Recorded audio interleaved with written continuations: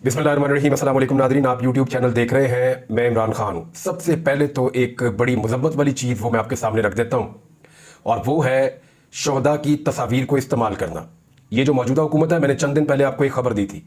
मैंने आपको बताया था कि PMLN के मीडिया सेल ने और मौजूदा हुकूमत ने अपने कुछ सहूलतकारों के साथ मिलकर कुछ ऐसा बंदोबस्त किया है कि वो ये साबित करने की कोशिश करेंगे कि पाकिस्तान तहरीक-ए-इंसाफ वर्सेस अफवाज पाकिस्तान, वो ये साबित करने की कोशिश करेंगे। हालांकि इमरान खान ने बहुत दफा कहा और अभी भी स्टेटमेंट दिया है कि फौज मेरी, मुल्क मेरा।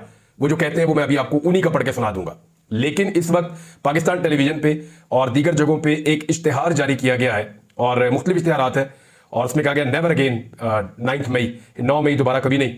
तो ये उन्होंने एक बनाया, तो बड़ी अच्छी बात है। 9 मई जैसे वाकयात कभी दोबारा नहीं होने चाहिए, और किसी भी मुल्क में ये वाकयात नापसंदीदा होंगे, और ऐसे वाकयात की रोकथाम भी होनी चाहिए, कानून की अमलदारी भी होनी चाहिए, और ऐसे वाकयात की कोई गुंजाइश भी नहीं होनी चाहिए, और ऐसे तमाम रास्ते भी रुकने चाहिए जिनकी वजह से ऐसे वाकयात होते हैं।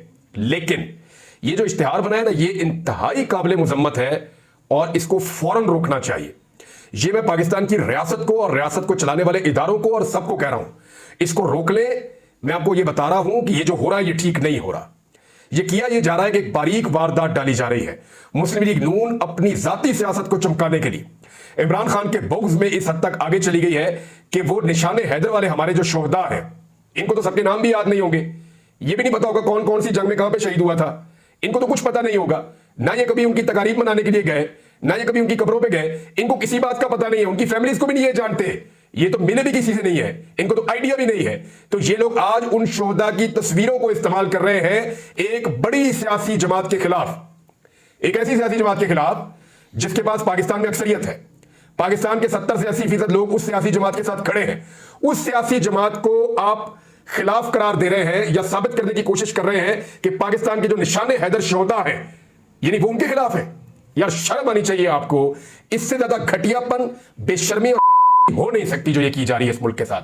भाई वो नॉन कंट्रोवर्शियल है। जब अजीज भट्टी शहीद ने अपनी जान की कुर्बानी दी थी तो उन्होंने PTI, PMLN, MQM, Jamaat Islami ये देखकर नहीं दी थी। उन्होंने अपनी अर्ज़ वतन के लिए जान कुर्बान की थी। जब राशिद मिन्हाज ने कुर्बानी दी थी तो उन्होंने अपने मुल्क के लिए कुर्बानी दी थी, अपने मुल्क के लिए, मुल्क को बचाने के लिए। लालक जान ने, कर्नल शेर खान ने, सवार हुसैन ने, इन सब ने जो कुर्बानी दी थी, मेजर तो सब ने जो कुर्बानी दी थी, इन सब की कुर्बानी का ताल्लुक जो है वो किससे है? चाहे वो मेजर अजीज भट्टी शहीद है, चाहे वो शबीर शरीफ शहीद जैसा एक बहुत बहादुर सोल्जर था, ये जो लोग भी थे, इन्होंने इस मुल्क के लिए कुर्बानी दी थी यार, फॉर गॉड से। और ये सियासत इधर ही रह जानी है। कल मौलाना फजल रहमान और इमरान खान साहब की बहुत बुरी तरीके से एक दुश्मनी चल रही थी। ऐसा लगता था सारी जिंदगी कभी करीब आ ही नहीं पाएंगे। आज उनके वफूद आपस में मिल रहे हैं, मुलाकातें हो रही है। इमरान खान साहब ने जेल से मौलाना फजल रहमान साहब के मौकिफ की तारीफ की है। और भाई मौकिफ कभी ये होता है, कभी वो होता है, कभी वो होता है। कल तक नवाज शरीफ एस्टैब्लिशमेंट का सबसे बड़ा दुश्मन था, उसके नाम के ऊपर क्रॉस लगा हुआ था। आज इमरान खान के नाम के ऊपर क्रॉस। और ये सारी चीजें बदल जाती हैं, लेकिन कुछ चीजें ऐसी होती हैं जो नेशनल एसेट होता है, जो पूरी कौम का सरमाया होता है। ये जो शोहदा है ये पूरी कौम का सरमाया है, फॉर गॉड सेक। अपनी सस्ती सियासत के लिए, घटिया सियासत के लिए, और एक दूसरे को नीचा दिखाने के लिए कम से कम इश्तिहारात के अंदर इन शोहदा की तस्वीरों का इस्तेमाल नहीं होना चाहिए था। निशाने हैदर वाले शोहदा जो है वो कौम के सर का ताज है, फॉर गॉड सेक। इस सिलसिले को रोका जाए। अगर किसी को मेरी बात समझ आ रही है तो ठंडे दिल से सोचे, ये लड़ाई खत्म हो जानी है। ये कल को फिर शेरो शक्कर हो जाएंगे, एक ही ईवान में जाकर बैठ जाएंगे।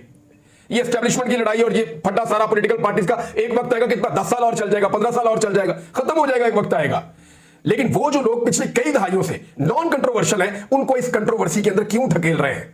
इमरान खान साहब ने एक स्टेटमेंट दिया है, एक उनका पैगाम है, एक उनका स्टेटमेंट है। वो दोनों मैं आपको पढ़ के सुना देता हूं ताकि आपको आइडिया हो जाए कि इमरान खान साहब किस पेज से किस तरफ को जा रहे हैं। पहला तो उनका पैगाम देख लें जो अडियाला जेल से उन्होंने जारी किया 7 मई को। 7 मई वो दिन है जिस दिन DGISPR ने प्रेस कॉन्फ्रेंस की थी, तो इमरान खान साहब का जो है वो पैगाम भी जारी हुआ था। पैगाम आप सुन लीजिए, एज इट इज मैं आपको पढ़ के सुना देता हूं। पाकिस्तान तहरीक-ए-इंसाफ वफाक की सबसे बड़ी और मकबूल तरीन जमात है, जिसकी सियासी जद्दोजहद नहायत ताबनाक है। अपनी 28 साल सियासी जद्दोजहद के दौरान पाकिस्तान तहरीक-ए-इंसाफ ने एक पुरअमन जमात के तौर पर हमेशा मुल्क में आइन की बालादस्ती, कानून की हुक्मरानी और मुल्क में अदल व इंसाफ के फरोग को अपनी पहचान बनाया। 9 मई को जिस फॉल्स फ्लैग ऑपरेशन के जरिए तहरीक-ए-इंसाफ को कुचलने की कोशिश की गई, वो सबसे पहले तयशुदा था। 9 मई 2023 की हकीकत कौम पर पूरी तरह वाज़ेह है, और अगर कोई समझता है कि ताकत के अंधे इस्तेमाल और रियासती वसाइल के बलबूते पर वो हकीकत को झुटला सकता है तो यकीनन बड़ी गलत फहमी का शिकार है। चुनाचे मैं एक मरतबा फिर दोहराता हूं, कौम को बताया जाए कि 9 मई 2023 को किसके हुक्म पर मुझे इस्लामाबाद हाई कोर्ट से नीम फौजी मुसल्ला दस्ते के जरिए अगवा किया गया, किसके हुक्म पर इस्लामाबाद हाई कोर्ट से सीसीटीवी फुटेज चुराई गई? किसके हुक्म पर मेरे पुरतशद्दुद अगवा के खिलाफ पुरअमन एहतजाज करने वाले निहत्ते शहरियों पर गोलियां बरसाई गईं? किसके हुक्म पर मकतूलीन के अहले खाना को डराया धमकाया गया और अपने प्यारों के कत्ल के खिलाफ कानूनी कार्रवाई से बाज रखने के लिए उन पर दबाव डाला गया? किसके हुक्म पर कोर कमांडर हाउस और कैंट की सिक्योरिटी हटाई गई? 9 मई के वाकयात को तारीख के आईने में देखता हूं तो मुझे 1971 के वाकयात से मुमासलत दिखाई देती है। 24 मार्च 1971 को उस वक्त का हुक्मरान याह्या खान सियासी फरीकैन से मुज़ाकरात के लिए ढाका में मौजूद था, मगर मुज़ाकरात की कामयाबी में हरगिज़ संजीदा ना था। चुनाचा 24 घंटों के अंदर अंदर यानी 25 मार्च को मशरकी पाकिस्तान में फुल स्केल फौजी ऑपरेशन लॉन्च कर दिया गया।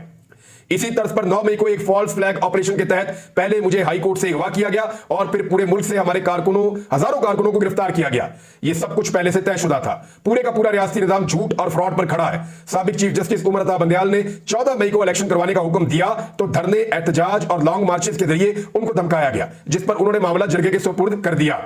जगह में यह बात वादे तौर पर बयान की गई कि नवाज शरीफ तब तक वापस नहीं आएगा जब तक कादी फाइज ईसा चीफ जस्टिस नहीं बनता। निगरान वज़ीर आज़म काकड़ ने हुकूमती जमात के एक रुकन को फॉर्म 47 का ताना देकर न सिर्फ सारे राज का पर्दा चाक कर दिया बल्कि हमारे मौक़िफ़ को भी दुरुस्त साबित किया है। इससे पहले इस्लामाबाद हाई कोर्ट के 6 जजेस के खत और कमिश्नर रावलपिंडी के एतराफी बयान ने सारी हकीकत कौम के सामने खोल कर रख दी है। यह सब कुछ इस लंदन प्लान के तहत जिसके वादे तौर पर 3 अहदाफ थे। नंबर 1, मुझे जेल में डाला जाए। नंबर 2, नवाज शरीफ के केसेस माफ किए जाए। नंबर 3, तहरीक इंसाफ को क्रश किया जाए। इस प्लान पर अमल दरामद में चीफ जस्टिस ऑफ पाकिस्तान और चीफ इलेक्शन कमिश्नर वादे तौर पर बतौर सहूलतकार दिन रात मसरूफ अमल है। इसी प्लान के तहत मेरे खिलाफ सैकड़ों झूठे मुकदमा कायम किए गए, जबकि जरदारी, नवाज और उनके बच्चों के केसेस को माफ कर दिया गया। मुल्क में मीडिया पर इस कदर पाबंदियां आयद हैं कि कोई आवाज नहीं निकलती। कल काशिफ वासी साहब को प्रोग्राम रात गया बंद कर दिया। ताहम इसके बावजूद गंदम का स्कैंडल बाहर आ चुका है। अगर मीडिया पर पाबंदियां आयद की जाती तो अब तक न जाने कितने ही स्कैंडल सामने आ जाते। हम अपने किसानों से यकजहती का इजहार करते हैं। रियासत पहले ही किसानों को कुछ नहीं देती, अब उनसे उनकी मेहनत का सिला भी छीना जा रहा है। इनके सारे मंसूबे अल्लाह के हुक्म से खाक में मिल रहे हैं और अवाम हकीकत को अपनी आंखों के सामने देख रही है। यही वजह है कि 8 फरवरी के आम इंतखाबात में अवाम ने उन्हें बुरी तरह शिकस्त दी है। एक और इमरान खान साहब का जुमला है जो रिपोर्ट हुआ, मैं इस वक्त लोगों की रगों में दौड़ रहा हूं। यह इमरान खान साहब का कहना है कि मैं इस वक्त लोगों की रगों में दौड़ रहा हूं। और एक और 2014 के धरने की इंक्वायरी के लिए मैं तैयार हूं। इमरान खान साहब से सहाफी मिले, डीजी ISPR साहब की जो प्रेस कॉन्फ्रेंस थी वो बड़ी धमाकाखेज थी और उसमें जो माफी वाला मुतालबा है, जो एक जुडिशियल कमीशन बनाने की पेशकश है, ये 2 ऐसी बड़ी चीजें हैं जिनके ऊपर बड़ा फोकस हुआ। अब इमरान खान साहब से ये सवाल तो होने थे जब सहाफी उनके नजदीक गए अडियाला जेल में, तो उन्होंने वो सवाल उनके सामने रखे। अब इमरान खान साहब के जवाब आप देख लीजिए। अडियाला जेल में मीडिया से बात करते हुए उन्होंने कहा कि 2014 के धरने की इंक्वायरी के लिए तैयार हूं। मुझे खुशी होगी कि मुझे इंक्वायरी कमेटी में पेश किया जाए। 2014 के धरने के हवाले से मुझ पर जितने इल्जाम लगाए गए सब गलत है। 2013 का इलेक्शन आरओस का इलेक्शन था। इमरान खान का कहना था कि साबिक निगरान वज़ीर आज़म अनवारुल्लाह काकड़ के फॉर्म 47 के हवाले से बयान के बाद वफाकी हुकूमत से क्या मुज़ाकरात हो सकते हैं, यानी मुज़ाकरात किनसे करें, फॉर्म 47 के ऊपर हुकूमत बनी हुई है। और काकड़ साहब जो निगरान वज़ीर आज़म थे उन्होंने इसकी गवाही दे दी है। सदर, वज़ीर आज़म, वज़ीर आला पंजाब और सेनेट इलेक्शन फ्रॉड है। नून लीग के लोगों ने प्राइवेटली हमें बता दिया था कि जब तक कादी फायद ईसा चीफ जस्टिस नहीं बनता ना इलेक्शन होंगे, ना नवाज शरीफ वापस आएगा, ना नवाज शरीफ वापस आएगा। मैं आपको ये पहले बता चुका हूं। और कादी फायद ईसा साहब की अदालत में जिस दिन मैं पेश होऊंगा उस दिन मैं एक बहुत बड़ी हकीकत से पर्दा उठाऊंगा और वहां मैं बताऊंगा कि कादी फायद ईसा साहब एक्चुअली क्या है और उनके बारे में क्या इंफॉर्मेशन मेरे पास है। इमरान खान साहब ने कहा कि मेरा आधा खानदान फौज और आधा खानदान ब्यूरोक्रेसी में है। फौज हमारी है और हमें फौज से कोई मसला नहीं है। 9 मई वाकयात का मुझे उस वक्त पता चला जब मुझे सुप्रीम कोर्ट में पेश किया गया। मैंने 9 मई के वाकयात की चीफ जस्टिस उमर अता बंदयाल के सामने मुजम्मत की थी। ये इमरान खान साहब ने कहा। तहरीक इंसाफ वफाक की सबसे बड़ी और मकबूल जमात है। PTI की सियासी जद्दोजहद नहायत ताबनाक है। हमेशा आइन की बालादस्ती की बात की है। अगर बात नहीं करना चाहते तो ना करें। मैं पाकिस्तान के लिए बातचीत का कह रहा हूं। मुझे कौन सी डील चाहिए या मैं कौन सा बैरून मुल्क जाना चाहता हूं? मैं क्यों माफी मांगू? माफी तो मुझसे मांगनी चाहिए। ये इमरान खान साहब ने कहा है। वैसे पाकिस्तान तहरीक इंसाफ ने एक ट्रेंड चलाया हुआ है। जिन लोगों के ऊपर 9 मई के बाद जुल्म सितम हुआ, पुलिस ने उनकी चादर और चारदीवारी का तकद्दुस पामाल किया, उनके कारोबार तबाह किए, उनके घर तोड़े और उन लोगों को मुसीबतों में डाला और वो लंबी सऊबतें काटने के बाद वापस आए, उन लोगों की तस्वीरें लगा के वो कह रहे हैं माफी तो इनसे मांगनी चाहिए जो इन लोगों की हालत हो गई है। और बहुत सारे लोग जो है वो उस दिन जान से भी गए थे। तहरीक इंसाफ का ही कहना है। फिर कैपिटल हिल में सीसीटीवी फुटेज से शनाख्त करके मुल्जिमान को सजा दी गई। यहां तो सीसीटीवी फुटेज ही गायब कर दी गई। शहबाज शरीफ लंदन मुआहदे के तहत वज़ीर आज़म बने। उन्होंने कहा कि खुदा के वास्ते फौज को सियासत में ना घसीटे। यही बात मैं शुरू में कह रहा था कि ये जिस तरह के इश्तिहारात बन रहे हैं ना, ये जबरदस्ती फौज को सियासत में घसीटने की कोशिश की जा रही है। मौजूदा हुकूमत शोहदा को इस्तेमाल कर रही है अपनी सियासत के लिए, जो नामुनासिब है। हमने अपनी 27 साल की तारीख में कभी जलाओ घिराव नहीं किया। 2 हुकूमतें हमने इंतखाबात के लिए तहलील की क्योंकि हमारी सियासी जमात इंतशार नहीं चाहती थी। ये इमरान खान साहब ने कहा। आरिफ अलवी साहब का भी स्टेटमेंट है। आरिफ अलवी साहब से भी माफी वाली बात जब की गई तो उन्होंने कहा कि क्या जो जुल्म कर रहा है वो माफी मांगे या जिस पर जुल्म हो रहा है वो माफी मांगे। आरिफ अलवी ने पंजाब असेंबली में सुन्नी इत्तेहाद कौंसिल के अरकान से मुलाकात की, पीटीआई वालों से, और अपोजिशन लीडर से भी मिले वो, और उनको ब्रीफिंग भी दी गई। आरिफ अलवी ने कहा कि असेंबली का तरीकेकार सीनियर से जरूर सीखे, और साथ ही साथ उन्होंने कहा गंदम के बहरान के लिए किसान को बुरी तरह मुतासर किया गया है और हुक्मरान ने गंदम इंपोर्ट करके सफाकाना जुर्म किया है। माफी कौन मांगे, जो जुल्म कर रहा है वो, या जिस पर जुल्म हो रहा है वो माफी मांगे। आरिफ अलवी साहब ने यह सवाल उठाया है। रऊफ हसन साहब जो है वो बहुत आउट ऑफ द बॉक्स निकल के आ रहे हैं फ्रंट फुट पे, और उन्होंने कहा कि इमरान खान ने 3 लोगों को मुज़ाकरात का हक दिया है, जिसने भी मुज़ाकरात करने हैं वो उनसे राब्ता करेगा। हमारी सिर्फ 2 ही शराइत है, एक तो मुल्क को आइन और कानून के मुताबिक चलाया जाए, दूसरा ये लोग सियासत से बाहर निकले, सियासत इनकी डोमेन नहीं है। अच्छा, इसके अलावा जो ये तो उन्होंने जनरल बात की है ना, लेकिन एक्चुअली शराइत तो ये है कि मैंडेट वापस किया जाए, और मैंडेट वापस करने के बाद जितने बेगुनाह कारकुनान है उनको रिहाई दी जाए, और उसके बाद जो है वो मुज़ाकरात आगे बढ़ सकते हैं। ये 2 इनकी शराइत थी बातचीत के लिए। और असेंबलियों से उन्होंने कहा जी हम किसी सूरत इस्तीफे नहीं देंगे, हमने देने ही नहीं इस्तीफे। एक और चीज़ है, बुशरा बीबी के हवाले से फैसला आ गया अदालत का, और इस पर बहुत सारे लोग बहुत सारे जुमले बोला करते थे। हमारे बहुत सारे सहाफ़ियों ने, जय्यद सहाफ़ियों ने ये खबरें दी थी कि बुशरा बीबी वादा मागुवा बन चुकी हैं, वो किसी भी वक्त एक एटम बम फटने वाला है और इमरान खान के लिए बड़ी मुश्किलात बढ़ने वाली हैं। ऐसी बहुत सारी चीज़ें हमारे बड़े जय्यद दानश्वरों ने रिपोर्ट की थी। तो उसके बाद जैसे ही उनको सजा होती है वो फौरी तौर पे अदालत पहुंचती हैं और वो गिरफ्तारी दे देती हैं जेल में, और फिर उन्हें पूरा निज़ाम परेशान हो जाता है कि हमने तो इनको जाके ड्रामा लगाना था, घर से जाके गिरफ्तार करना था, इमरान खान को तकलीफ देनी थी, तो खुद चलकर आ गई गिरफ्तार होने के लिए। तो बजाय इसके कि वो उनको गिरफ्तार करते वो परेशानी में पड़ गए। फिर बड़ी देर बाद फैसला हुआ कि उनको पहुंचा दिया जाए बनीगाला।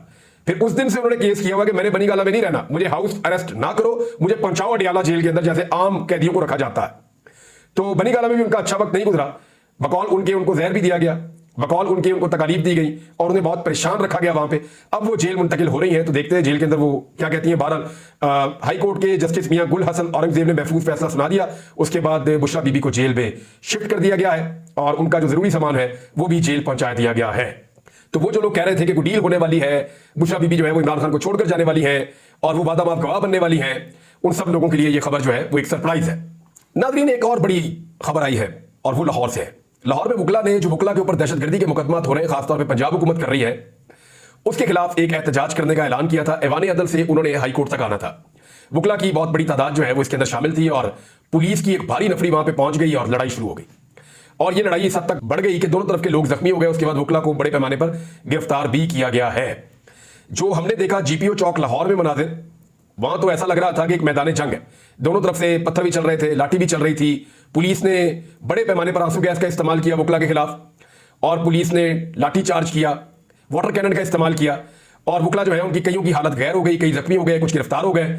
तो ये वो वकला है जिनमें से इनके अंदर शामिल थे वो वकला भी जो PMLN के करीबी वकला है, या एहसन भोन साहब हैं या आजम नजीर तारड़ साहब हैं। ये उनके ग्रुप से ताल्लुक रखने वाले वकला की एक बड़ी तादाद इसके अंदर शामिल थी।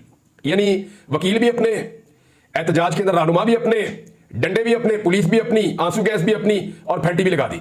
तो ये है जनाब PMLN की कारकर्दगी और वो वकला जिन्होंने PMLN का या PDM का साथ दिया इस सारे जुल्म के अंदर, इस सारी फस्तायत के अंदर, इस सारे जबर के माहौल में। हालांकि वकला हमेशा जुल्म और जबर के खिलाफ खड़े होते हैं, लेकिन जिन चंद वकला ने साथ दिया उन्हें अब पशेमानी तो होगी, परेशानी तो होगी। अब देखना यह है कि ये मौजूदा हुकूमत इन वकला को खरीद पाएगी या ये वकला कायम रहेंगे अपने एहतजाज के ऊपर, क्योंकि वकला ने ऐलान किया है कि वो कल फिर एक बड़ा एहतजाज करने जा रहे हैं। नाज़रीन, एक बड़ी खबर मैं आपको 9 मई के हवाले से दे दूं जाते जाते, और ये पक्की खबर आपको दे रहा हूं क्योंकि मैंने लाहौर शहर में बड़ा लंबा अरसा रिपोर्टिंग की है।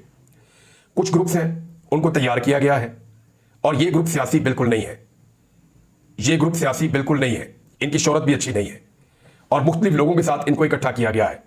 और लाहौर में एक छोटा सा ग्रुप है जो बड़ा सरगर्म है इस सारी एक्टिविटी को करने के लिए, और उन्होंने पाकिस्तान तहरीक इंसाफ के एहतजाज के मुकाबले में ऐसे लोगों का जत्था इकट्ठा किया है जो तसादुम क्रिएट करने की कोशिश करेंगे।